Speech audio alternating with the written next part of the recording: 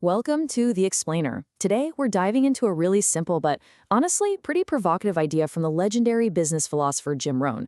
It's a mindset shift that completely challenges how we look at our own potential. So let's just jump right in. Act as if you are the best. No one is better than you. Now, at first glance, that might sound like just, pure bravado, right? But what if it's not about ego at all? What if it's actually a strategy for becoming your future self starting right now? That's the core idea we're going to unpack today. Okay, let's just address the elephant in the room right away. I know the first reaction a lot of people have is, isn't that just arrogant? And you know what? It's a totally fair question, and it really gets to the heart of a critical distinction. See, this principle isn't about arrogance, it's about certainty. It's about adopting the internal state, the mindset of someone at the absolute peak of their game. And believe me, the difference between those two things is everything. I mean, just look at the difference here. Arrogance needs to push other people down to feel tall. Certainty, on the other hand, is all about lifting yourself up to meet your own potential. It's that quiet confidence of a master craftsman or a seasoned athlete. A kind of poise that only comes from deep practice and knowing who you are. All right, so it's not arrogance. I get it. But what about the next logical question? Isn't this just faking it till you make it? Are we just supposed to walk around being imposters? Let's try to reframe that idea completely. It's not about pretending, it's about practicing. Think about it like you're an actor rehearsing for the most important role of your life, the role of your future self, the person you are actively working to become. You see, our brains are literally wired to become what we consistently do. So when you practice acting with confidence in a nerve-wracking interview, you're not actually trying to fool the interviewer. No, you're reprogramming your own mind. You're building new neural pathways that make that confidence your new normal. And this creates such a powerful feedback loop. You act as if, and that starts to build real belief.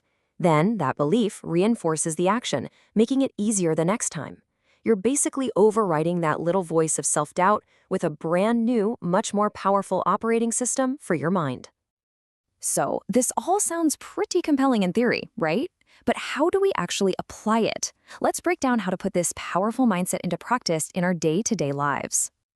This mindset can be your compass in pretty much any area of your life. When you're facing a decision, in your career, your relationships, even your personal health, the question is always the same. How would the absolute best version of myself handle this? That single question becomes your guide to action. And here's a really crucial point. Acting like the best doesn't mean you think you've arrived. It's the exact opposite. The true masters in any field are always the most dedicated students. They're always learning, always refining their craft. So this isn't about claiming a crown, it's about committing to the journey of continuous growth.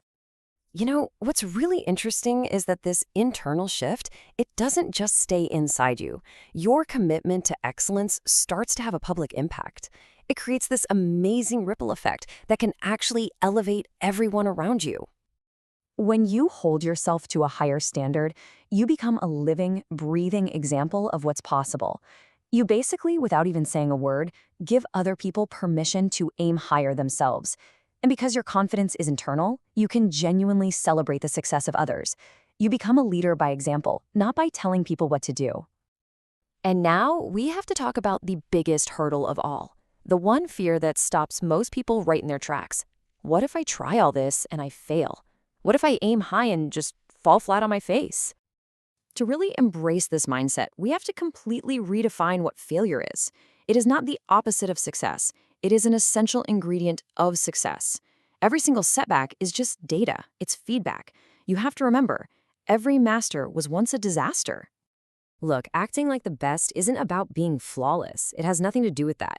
It's about how you respond to your flaws and failures. It's about facing those setbacks with the resilience of a champion, knowing that every single stumble is an opportunity to learn, get back up, and come back even stronger. So, what's the ultimate takeaway here? While this mindset often leads to some great external achievements, that's not really the main goal. The real transformation, the real magic, happens internally. It reshapes what you believe is possible, it raises your personal standards, and ultimately, it changes who you are. If you remember just one thing from all of this, let it be this. High achievers do not wait for the feeling of confidence before they take action. They take action, and that action creates the feeling of confidence. They literally act their way into being ready. So I'll leave you with a simple but really powerful question to carry with you. The next time you face a challenge or an opportunity, just ask yourself, how would the absolute best version of me handle this? Then listen for the answer and have the courage to act on it.